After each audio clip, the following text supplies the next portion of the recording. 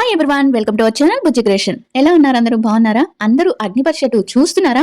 చూస్తే అగ్నిపరీక్షలో most game player చేసే ఒక మోస్ట్ స్ట్రాంగ్ పర్సన్ పేరు కామెంట్ చేయండి. నాకైతే అగ్నిపరీక్ష 2లో ఒక 3% బాగా నచ్చారు. 2% అయితే చాలా చాలా చాలా బాగా నచ్చారనమాట.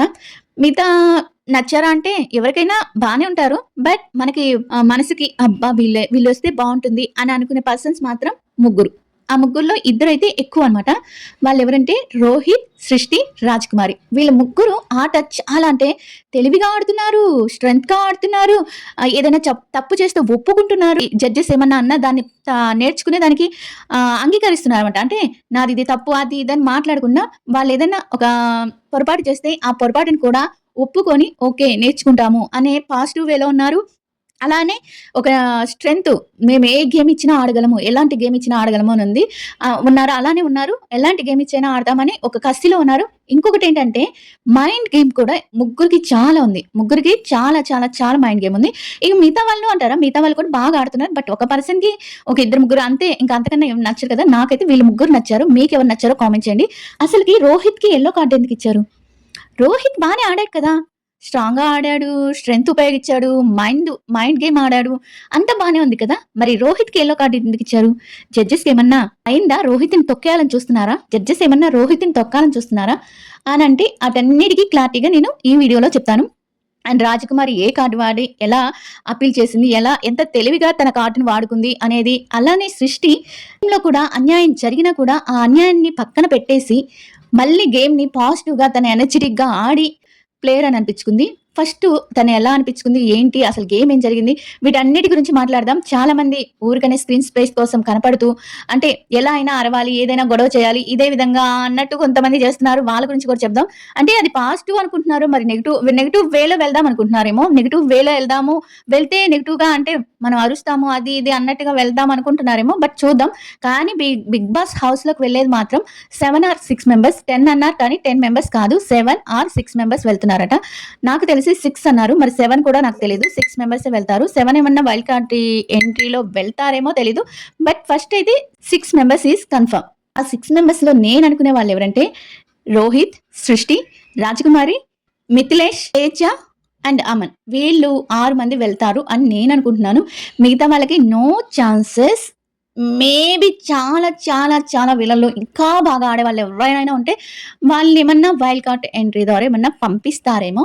వీళ్ళు మాత్రం కన్ఫర్మ్ గా వెళ్తారు. ఎందుకంటే వీళ్ళకి ఆడే స్ట్రెంగ్త్ ఉంది, మైండ్ పరంగా ఆలోచిస్తున్నారు. అండ్ బడ్స్ పరంగా చాలా క్రియేట్ చేసుకుంటున్నారు. బయట అప్పుడే చాలా మంది పియాస్ పెట్టేసుకొని వాళ్ళ బడ్స్ వాళ్ళు క్రియేట్ చేసుకుంటున్నారు. బట్ కొంతమంది ఇంకా అంటే వాళ్ళకి తెలియదు, పాపం ఏమీ తెలియకుండా వెళ్ళిపోయారు. కానీ కొంతమంది హేమంత్ అండ్ రామకృష్ణ, బాగి, ఇలాంటి అందరూ ఎలిమినేట్ అయిపోతారు. ఈ రోజు మామూలుగా ఇద్దరైతే ఎలిమినేట్ అయిపోయారు. ఇప్పటికీ గాయత్రి గారు అండ్ భాగి గారు ఇద్దరు ఎలిమినేట్ అయిపోయారు. ఇంకా తర్వాత చూసే కొద్ది చాలా మందిని తీసేస్తారు. కానీ బాధ ఏంటంటే సెలెక్ట్ అయ్యి 15 వరకు వచ్చి ఇక బిగ్ బాస్ హౌస్ లోకి వెళ్దాము అన్నంత విధిగా ఉండి అప్పుడు వెళ్ళిపోతే చాలా పెయిన్ఫుల్ గా ఉంటుంది, చాలా బాధగా ఉంటుంది. బట్ మనకైతే ఇక్కడ వచ్చే వాళ్ళు ఎవరంటే ఈ 6 మందిని స్ట్రాంగ్ గా చెప్పొచ్చు. ఈ 6 మంది తర్వాత ఇంకెవరన్నా ఉంటే వెళ్ళొచ్చు అనుకుంటున్నాను. వీళ్ళు మాత్రం కన్ఫర్మ్ గా వెళ్తారు, 99% వెళ్తారు. చూద్దాం ఎవరు వెళ్తారు ఏంటో అనేది. ఇక ఎపిసోడ్లోకి వచ్చేద్దాం. ఇంకా ఈ రోజు 10th ఎపిసోడ్లో ఏం జరిగిందంటే మీరు అందరు చూసే ఉంటారు. సోమవారం నైట్ ఏం జరిగినది దాన్ని కొంచెం క్లారిటీగా చెప్తాను. ఇక్కడ గ్రూప్స్ వచ్చారు. ఇంకా తను వచ్చింది, ఎవరు శ్రీముఖి వచ్చింది, మాట్లాడింది, అది ఇది గ్రూప్ అన్నారు, అది ఇది అన్నారు. ఇంకా తను జడ్జెస్ కూడా వచ్చారు, కాసేపు అట్లా మాట్లాడారు. తర్వాత ఎపిసోడ్లోకి రాగానే మన రాజ్ కుమార్ని లేపుతారనమాట. లేపగానే రాజ్ కుమారి, నువ్వు కార్డు ఉంది కదా, అది ఈ రోజే వాడాలి, ఈ రోజు వాడకపోతే ఇక కార్డు పనికిరాదు అంటే వాళ్ళు ముందే డిసైడ్ అయిపోయి ఉంటారు ఏ రోజు వాడాలి ఏంటి అనేది. అన్ని వాళ్ళు ఇచ్చేస్తారనమాట. ఈ రోజే వాడాలి, అది కూడా జడ్జెస్ మాటని. జడ్జెస్ కి అంటే తనకి ఇచ్చింది రివర్స్ కదా. ఏదైనా ఒక నిర్ణయం తీసుకుంటే ఆ నిర్ణయాన్ని రివర్స్ చేయడం కదా. అది జడ్జెస్ కానీ జ్యూరీస్ కానీ అండ్ ఇంకా ఎలిమినేషన్ కి సంబంధించింది. ఈ రెండింటి తప్పించి మిగతా దేనికైనా వాడుకోమన్నారనమాట. సరే ఇప్పుడు వాడతావా అంటే ఇప్పుడు కాదు చూస్తాను అని చెప్పి తను కూర్చుంటుంది. సరే అయితే మాకు గ్రూప్స్ కావాలి, ఈ గేమ్ ఆడాలంటే ఇక్కడ నుంచి మాకు గ్రూప్స్ ఫామ్ అవ్వాలి ఇక్కడ నుంచి. అందుకని మాకు గ్రూప్స్ కావాలంటే ఎలా ఫామ్ చేసుకోవాలి అనే దానికి ఒక టాస్క్ పెడతాము. అనే టాస్క్ పెట్టే ముందు మీ స్ట్రెంగ్త్ ఎందుకు తెలుసుకోవాలి కాబట్టి నేను మీ స్ట్రెంగ్త్ని తెలుసుకోవాలనుకుంటున్నాను. బాహుబలి స్ట్రెంగ్త్ ఎవరికి ఉందా అని చెప్పి మిథిలేష్ని అండ్ రోహిత్ని పిలుస్తారు. రోహిత్ అయితే పర్లేదు బాగున్నాడు మనిషి, అంటే దిట్టంగానే ఉన్నాడు. అంటే మిథిలేష్‌తో పోల్చుకుంటే తను fitness master and fitness videos చేస్తుంటాడు. దానికి సంబంధించినయి అన్నీ తెలుసు. బాగా బాడీ కూడా చాలా ఫిట్‌నెస్‌గా ఉంటుంది. మిథిలేష్ గెలుస్తాడులే అని అనుకుంటారు. కానీ నిమిషంలో, సెకన్‌లో మిథిలేష్‌ని ఓడిచ్చేసాడు రోహిత్. అప్పుడు తెలిసింది జడ్జెస్ కూడా అక్కడ సూపర్ ఎలివేషన్ ఇచ్చారనమాట రోహిత్‌కి. అంటే అండర్ డాన్ లాగున్నాడు ఇతను స్ట్రెంగ్త్‌లో. అంటే పైకి కనిపించకపోయినా లోపల చాలా స్ట్రెంగ్త్ ఉంది అనిపించింది అని అనిపించి తన బిధుమాది అనిందనమాట. అంటే అదొక కాంప్లిమెంటే గదా! పైకి కనిపించట్లేదు గానీ లోపల చాలా ఉంది ఈయనకి విషయం అన్నట్టు అది ఒక పొగడ్తలాగే ఉంటుంది కదా! అక్కడ మిథిలేష్ గెలుస్తారు. మిథిలేష్ మీద రోహిత్ గెలుస్తాడు. అక్కడ తన స్ట్రెంగ్త్ కూడా నిరూపించుకుంటాడనమాట. ఆ తర్వాత మిథిలేష్‌కి చురక అంటిస్తుంది శ్రీముఖి. ఏంటి మిథిలేష్ బాడీ ఉంది, ఏముంది, ఏం కనిపించట్లేదు, నీది ఇది సెకండ్ టైమ్ కనిపించవు అంటే, సరే సరే అని వెళ్ళిపోతారు. తర్వాత సెకండ్ స్టేజ్‌లో మనకి అమ్మాయిలని పిలుస్తారు. అమ్మాయిల్లో వచ్చి అపూర్వని పిలుస్తారు. అపూర్వ అండ్ సృష్టిని పిలుస్తారు. సృష్టి ఇక్కడ నాకెందుకు నచ్చుతుందంటే తను ఆడుతుంది. 100కి 200% పెడుతుంది. ఆడుతుంది. మైండ్ గేమ్ ఆడుతుంది. కానీ ఎక్కడ కించిత్తు కూడా తనకి ఈగో కానీ అలాంటిదేమి నిన్నెవరో చెప్పారు సృష్టికి కొంచెం ఈగో అది ఇదని. అసలు కాన్ఫిడెంట్ తప్పించి తన దగ్గర ఓవర్ కాన్ఫిడెంట్ లేదు. అలా అని లోను లేదు. ఒక మిడిల్ చాలా బాగా నచ్చింది నాకైతే తన సృష్టి. ఆడే దాంట్లో ఆడుతుంది. మాట్లాడే దాంట్లో మాట్లాడుతుంది. ఓవర్‌గా మాట్లాడట్లేదు. ఓవర్‌గా చేయట్లేదు. అది మాత్రం ఉంది. ఎక్కడ ఏంటి అన్నట్టుగా ఉంది సృష్టి. వెళ్ళొచ్చు. తను వెళ్తే బావుంటుంది. హౌస్ కూడా బావుంటుంది. తన యాక్టివ్‌నెస్ కానీ తన స్ట్రెంగ్త్ కానీ అన్ని ప్రూవ్ చేసుకుంది. ఇలా అపూర్వ వచ్చింది. అపూర్వకి తనకి పెట్టారు. అదే హామ్ రెజ్లింగ్ అంటారు కదా! హామ్ రెజ్లింగ్ పెట్టారనమాట. అక్కడ మనకి సెకండ్‌లో అపూర్వని ఓడిచ్చేస్తది సృష్టి. ఆ తర్వాత ఇంకా అక్కడికయిపోతుంది. సరే మీరు సృష్టి చాలా అంటే స్ట్రెంగ్త్ ఉన్న అమ్మాయిని కొంతసేపు అక్కడ అప్పగొడతారనమాట. తర్వాత వచ్చి గేమ్ ఇప్పుడు గ్రూప్స్ ఫామ్ అవ్వాలి కదా! గ్రూప్స్ అవ్వాలి కదా! అంటే ఈ 2 గ్రూప్స్‌గా కావాలి కదా! ఇప్పుడు జెంట్స్‌ని, లేడీస్‌ని అంటే గర్ల్స్ అండ్ బాయ్స్‌ని విడివిడిగా పెడతారు. విడివిడిగా పెట్టేసి అక్కడ ఏం చేస్తారంటే చైర్ ఆట ఆడతారనమాట. అదే చైర్ ఉంటుంది కదా! సిట్టింగ్ చైర్ ఆట ఆడతారనమాట. అదే ఒక మిడిల్‌లో ఒక స్టూల్ లాంటిది పెట్టి బాయ్స్ అందరూ తిరగాలనమాట. ఎవరైతే ఫస్ట్ స్టూల్ మీద కూర్చుంటారో ఆ బాయ్స్ వీక్ పర్సన్‌కి ఒకరికి స్ట్రాంగ్ వచ్చి రెడ్, బ్లూ వచ్చి వీక్. ఆ గ్రూప్‌లోకి పంపించొచ్చు. ఎవరైతే వీళ్ళు వీక్ అనుకుంటారో అంటే ఫస్ట్ ఎవరు కూర్చుంటారో వాళ్ళు సెకండ్ పర్సన్ వేరే పర్సన్‌ని వీళ్ళకి నచ్చిన పర్సన్ కానీ వీళ్ళు వీక్ అని అనుకున్న పర్సన్‌ని కానీ తీసుకెళ్ళి అదేంటి వీక్ గ్రూప్‌లో వేయాలి. అలా ఫస్ట్ రౌండ్‌లోనే మనకి ఎవరు కూర్చుంటారు? రోహిత్ కూర్చుంటాడు. రోహిత్ కూర్చోగానే రోహిత్ వచ్చి ఎవరు మీకు అదే వీక్ పర్సన్ ఎవరంటే రోహిత్ ఉండి రామకృష్ణ అని చెప్తాడు. రామకృష్ణ ఏంటంటే కరెక్ట్‌గా చెప్తాడనమాట. రామకృష్ణలో ఉన్న క్వాలిటీస్ అంటే ఏవేవి అంటే కొంచెం ఇదిగా ఉన్నాయి ఆ క్వాలిటీసే చెప్తాడు. కొంచెం భయపడతాడు. కొంచెం కన్‌ఫ్యూజ్ అవుతాడు. అదే ఉంది తన మొహంలో. తన మనసులో అలానే ఉంటుంది. మన మనసులో కూడా అలానే ఉంటుంది. ఏంటి రామకృష్ణ ఇంకా బాగా ఆడాలి. రామకృష్ణ ఇంకా ఇంకా ఓపెన్ అవ్వాలి. భయపడుతున్నాడు. ఇంకా అంటే ఫ్రీగా ఉండాలి అనుకుంటున్నాం మనం కూడా. బట్ అదే చెప్పాడు. అదే చెప్పి తనని వీక్ దాంట్లో ఏస్తారు. సెకండు అమ్మాయిల దాంట్లో కూడా అమ్మాయిలు కూర్చుంటారనమాట. ఫస్ట్ వచ్చి స్ట్రాంగ్ గ్రూప్ వచ్చి మిథిలేష్, రోహిత్, రాజ్‌కుమారి, సృష్టి, తను ఝాన్సీ 7 మంది అవుతారు. అపూర్వ, గాయత్రి వీళ్ళంతా దానికి వెళ్ళిపోతారు. వీక్ పర్సన్‌కి వెళ్ళిపోతారు. సృష్టి, శాలిని, రాజ్‌కుమారి, మిథిలేష్, అమన్, రోహిత్ వీళ్ళంతా స్ట్రాంగ్ అనమాట. వీళ్ళల్లో అటు సైడ్ ఇంకా మిగతా వాళ్ళంతా వీక్ పర్సన్‌కి లేరు. వీక్ పర్సన్‌కి వచ్చి ఒక 8 మెంబర్స్ ఉన్నారనమాట. 8 మెంబర్స్‌లో ఒకరిని తీసేయాలంటే స్ట్రాంగ్ పర్సన్ గ్రూప్‌కి ఇస్తారనమాట. ఒకరిని తీసేయండి అని చెప్పి దానికి వచ్చి మనకి వీళ్ళందరూ కలిసి గాయత్రిని తీసేస్తారు. అంటే ప్రతిదానికి నేను కూర్చోలేను, నేను పొడుగుంటాను, నాకు అన్‌అడ్వాంటేజ్ ఉంటుంది, నాకు అడ్వాంటేజ్ లేదు నా పొడుగు వల్ల, నా బాడీ వల్ల అని చెప్పి తను ప్రతిదీ తప్పించుకుంటున్నారు అని చెప్పి ఆ గేమ్‌లో తనకి యెల్లో కార్డ్ ఇచ్చి తనని పక్కన కూర్చోబెడతారు. అంటే ఈ డైరెక్ట్‌గా డేంజర్ జోన్‌లో వేసేటట్టు. అలా అయిపోయాక తర్వాత వచ్చి మనకి ఒక గేమ్ పెడతారు. ఇప్పుడు గ్రూప్స్ రెండిటికి ఒక గేమ్ పెడతారు. అదేంటంటే తాళాలు ఇస్తారనమాట. తాళాలు పెడల్స్ మీద పెడతారు. చుట్టూరు పెడల్స్ ఉంటాయి. మధ్యలో తాళాలు అన్నిటికి కలిపి వీళ్ళందరిని కలిపి తాళాలేస్తారనమాట. ఆ తాళాలేసి ఆ పెడల్స్ మీద ఆ కీస్ పెడతారు. ఆ కీస్ పెట్టినప్పుడు ప్రతి ఒక్కళ్ళని కట్టేసినాక కట్టేసి వీళ్ళు లాక్కుంటూ వెళ్ళి కీస్ తీసుకొని ఆ కీతో తన తాళం ఓపెన్ చేసుకొని బయటకొచ్చేయాలి. అలా ఎవరు బయటకొస్తారో వాళ్ళే అంటే ఆ గ్రూపు ఫస్ట్ విన్ అవుతుందనమాట. సరేనని చెప్పి ఇక్కడ ఒక గొడవ అవుతుంది. ఏంటంటే అమన్‌తో గొడవ అయిద్ది. అమన్, అపూర్వ వీళ్ళు గొడవ పడతారు. ఎందుకంటే ఈ చైర్స్ కూర్చునే దగ్గర అమన్ కూర్చుంటే అపూర్వ వచ్చి వేరే వాళ్ళు కూర్చున్నారని చెప్తది. మిథిలేష్ లేకపోతే దీపక్ కూర్చున్నాడని ఏదో చెప్తది. దీపక్ కూర్చున్నాడని చెప్తే దీపక్ కాదు నేనే కూర్చున్నాను. నువ్వు ప్రతిసారి నువ్వు ఇలానే చేస్తావు అది ఇది అని చెప్పి అపూర్వ మీద గట్టిగా అరుస్తారు. షటప్ అని అది ఇది అంటారు. షటప్ అంటే మాత్రం చాలా తప్పు. అంత పెద్ద వాడాల్సిన అవసరం లేదు. అమన్ ఎందుకో స్క్రీన్ స్పేస్ కోసమో ఏంటో అరుస్తున్నాడు బాగా. గైగన్ నాకు ప్రతిసారి అన్యాయం జరుగుతుంది. ప్రతిసారి బొక్కే పడుతుంది మీ వల్ల. నీ వల్లే పడుతుంది, నాకు బొక్క పడుతుంది, అది ఇదని గయ్యి గయ్యి అని అరిచాడు. ఎందుకో అంత అరవాల్సిన అవసరం లేదేమో అని అనిపించింది. బట్ అపూర్వ కూడా ఏమి తక్కువ కాదు. అపూర్వని గ్యారంటీగా తీసుకుంటారు అనుకుంటున్నాను. ఎలా అంటే నెగెటివ్ వేలో అపూర్వని కానీ, అమన్ కానీ తీసుకునేది నెగెటివ్ వేలో తీసుకుంటారు. అంటే వీళ్ళని ఎంత తప్పున్నా కానీ మాది తప్పు లేదని వాదిస్తారన్నమాట. మాది తప్పు లేదని గై గై అంటే నేను పట్టిన కుందేలకి మూడే అంటారు కదా! వాదిచ్చి వేరే వాళ్ళని కూడా ఇది కరెక్ట్ అనిపిస్తారు కదా! వాళ్ళలో వీళ్ళిద్దరు ఫస్ట్ ఉంటారన్నమాట. అమన్ కానీ అండ్ అపూర్వ కానీ. ఆ కోటాలో వీళ్ళిద్దరిని తీసుకోవచ్చు. తర్వాత అలా లాక్ చేస్తారన్నమాట. ఇక్కడ రోహిత్ ఒక పని చేస్తాడు. అదేంటంటే హ్యాండ్స్ పట్టుకోకుండా లాగి చేయాలి. లాగి కీ తీసుకోవాలి. అలా ఒక జరుగుతున్నప్పుడు తన హ్యాండ్ దాన్ని పట్టుకుంటారంట. ఇదేం పెద్ద ఇదైంది కాదు. ఇక్కడ గుర్తుపెట్టుకోండి విషయం. హ్యాండ్ పట్టుకోకూడదు. తాడు వీళ్ళకి బెల్ట్ వేస్తారు కదా! ఆ బెల్ట్‌ని ఇలా లాగేటప్పుడు ఆ బెల్ట్ మీద హ్యాండ్ ఉండకూడదు. హ్యాండ్ ఉండకూడదు అన్నప్పుడు తిను మర్చిపోయి చేశాడో ఏమో ఆటలో లాగేటప్పుడు చేశాడో ఇలా హ్యాండ్ పట్టుకున్నాడు. అది బిందు మాధవ్ గమనించి నువ్వు తాంగాడావు, నువ్వు తప్పాడావు, నువ్వు రూల్స్ చూడట్లేదు అని గయ్య గయ్య అని అరుస్తుంది. వీళ్ళు ఎందుకు అరుస్తారో తెలీదు. తను ఒప్పుకుంటాడు సారీ అని. ఆ తర్వాత మన సృష్టి కీని ఎవరో కావాలని లాగి కింద పడేస్తారు. కావాలని లాగి కింద పడేస్తే అది ఎవరో కాదు మన చరణ్ తేజ పడేస్తే అంటే తెలివితేటలు అనమాట. వీళ్ళ తెలివితేటలు ఈ చరణ్ తేజకి అండ్ దీపక్ కి వీళ్ళకి కొంచెం ఎక్కువ తెలివితేటలు ఉన్నాయనుకుంటారు కానీ అవి అతి తెలివితేటలు. బట్ చరణ్ బాగుంటాడు. చరణ్ చాలా ఎక్కడ ఎలా మాట్లాడాలి, ఏంటి, తన స్పేస్ ఎలా తీసుకోవాలి, ఎలా కనిపించాలి అనేది బాగా తెలుసు. బట్ దీపక్ నాది తెలివి అనుకుంటాడు కానీ తను ప్రతి అడుగు బొక్క బోర్ల పట్టమే. అలా బోర్ల పట్టమే.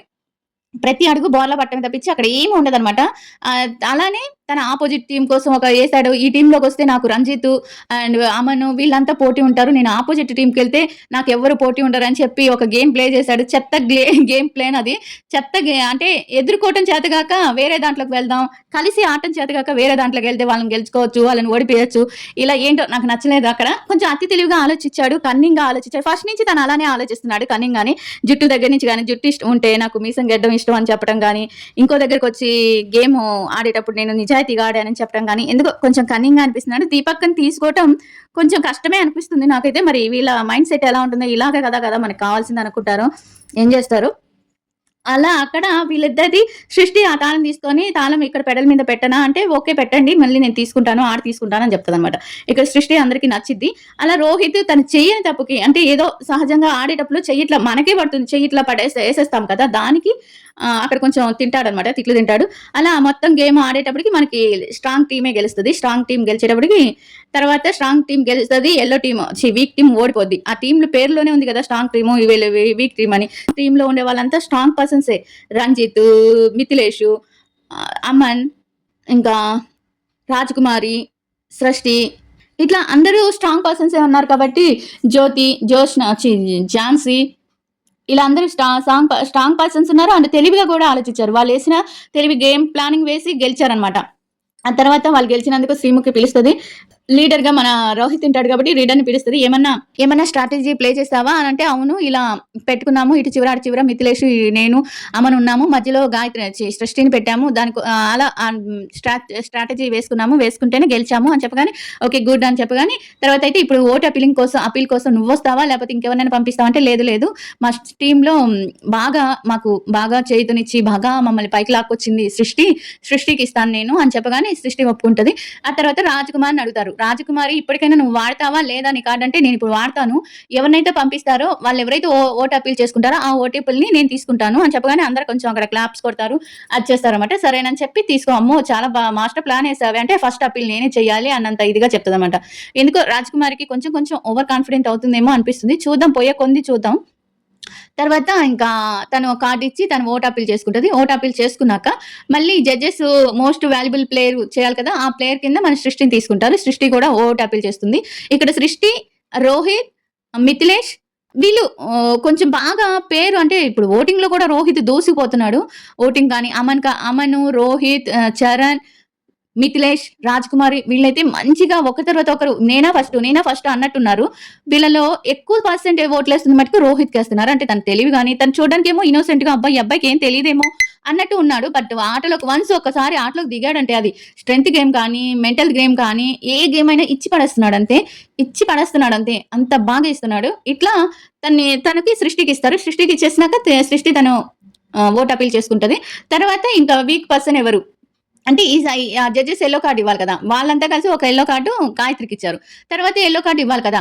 ఇక్కడ నాకెందుకో జడ్జెస్ చేసింది అంటే వాళ్ళ తెలివితేటలు వాళ్ళకున్నాయిలెండి. ఎందుకు చేశారు అనేది వాళ్ళ తెలివితేటలు వాళ్ళకున్నాయి. ఎందుకంటే బజ్ క్రియేట్ చేయాలి కదా!